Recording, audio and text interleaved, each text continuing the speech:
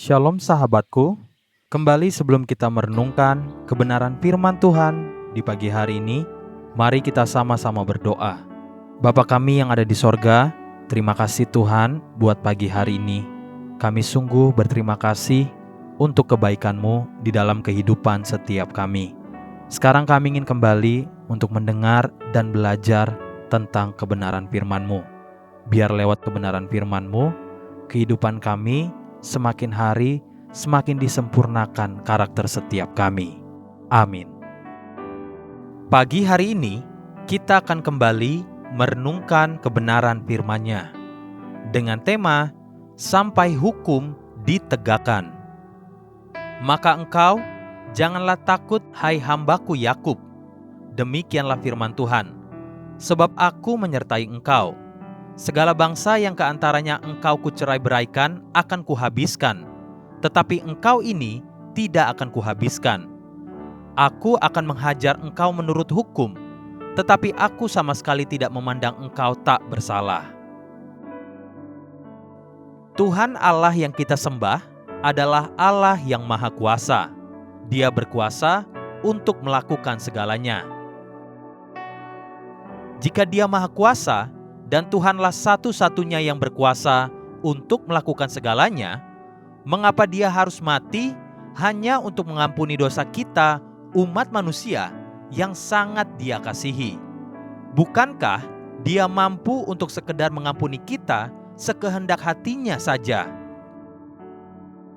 Disinilah kita akan belajar untuk mengenal karakternya dengan benar, sebab Dia juga adalah Allah yang adil dan yang berpegang kepada hukum-hukumnya. Lukisan yang menyatakan siapa Tuhan yang sesungguhnya dituliskan di Yesaya pasal 42 ayat pertama sampai ayat yang keempat, ketika Yesaya bernubuat tentang Tuhan Yesus Kristus demikian. Lihat, itu hambaku yang kupegang, orang pilihanku yang kepadanya aku berkenan. Aku telah menaruh rohku ke atasnya, supaya ia menyatakan hukum kepada bangsa-bangsa. Ia tidak akan berteriak atau menyaringkan suara atau memperdengarkan suaranya di jalan. Bulu yang patah terkulai tidak akan diputuskannya, dan sumbu yang pudar nyalanya tidak akan dipadamkannya. Tetapi dengan setia ia akan menyatakan hukum. Ia sendiri tidak akan menjadi pudar dan tidak akan patah terkulai, sampai ia menegakkan hukum di bumi. Segala pulau mengharapkan pengajarannya. Bukankah lukisan tentang bulu yang terkulai itu adalah gambaran tentang Tuhan yang disesah, dilucuti, bahkan disalibkan sampai mati, namun Dia tidak patah terkulai? Hal ini persis seperti lukisan domba Paskah yang dituliskan oleh kitab Musa di Keluaran pasal 12 ayat yang ke-46 tentang Paskah pertama. Paskah itu harus dimakan dalam satu rumah juga. Tidak boleh kau bawa sedikit pun dari daging itu keluar rumah. Satu tulang pun tidak boleh kamu patahkan.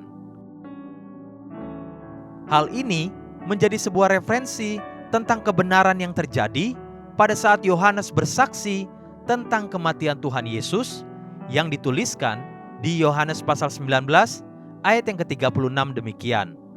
Sebab hal itu terjadi supaya genaplah yang tertulis dalam kitab suci. Tidak ada tulangnya yang akan dipatahkan. Yesus adalah bulu yang patah terkulai yang tidak akan diputuskan seperti yang dinubuatkan Yesaya pasal 42. Semua itu terjadi hanya untuk satu perkara, yaitu sampai ia menegakkan hukum di bumi dan segala pulau mengharapkan pengajarannya.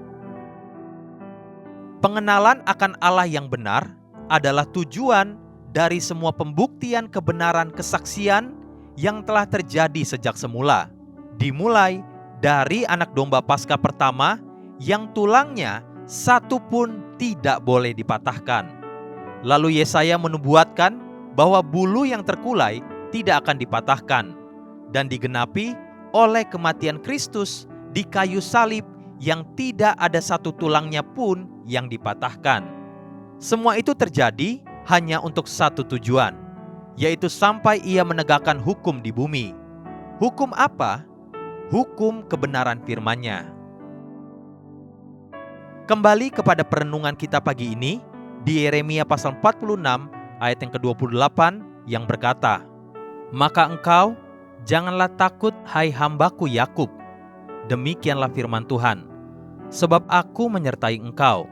Segala bangsa yang keantaranya engkau kucerai-beraikan akan kuhabiskan, tetapi engkau ini tidak akan kuhabiskan. Aku akan menghajar engkau menurut hukum, tetapi aku sama sekali tidak memandang engkau tak bersalah." Pada saat itu, Tuhan menyelamatkan umatnya bangsa Yehuda, namun Dia juga berkata, "Aku akan menghajar engkau menurut hukum, tetapi aku sama sekali tidak memandang engkau tak bersalah." Sekalipun Tuhan sangat mengasihi umatnya, namun Tuhan sama sekali tidak memandang Yehuda tak bersalah. Itu sebabnya mereka harus melewati masa-masa pembuangan di Babel untuk melewati proses hukuman yang harus mereka jalani.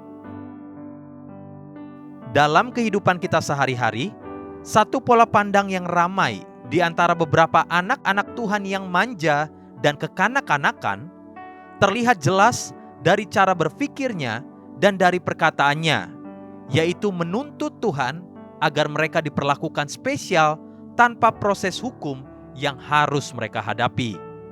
Ketika mengalami kekurangan karena kemalasan atau karena kesalahan mereka sendiri, mereka menuntut Tuhan mengeluarkan mereka dari kesusahan besar yang mereka hadapi.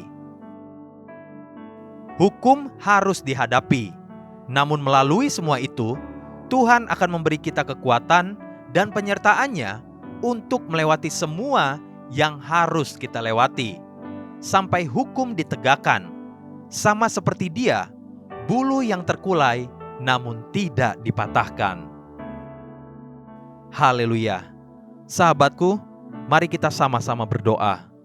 Terima kasih Tuhan buat kebenaran firman yang kembali mengajar dan menegur setiap kami, agar kami terus memiliki pemahaman atau pengenalan yang benar akan Engkau, sehingga apapun yang terjadi di dalam kehidupan setiap kami bisa meresponinya dengan benar, sesuai dengan tujuan dan rencana Tuhan dalam kehidupan setiap kami. Amin. Jesus loves you and so do I.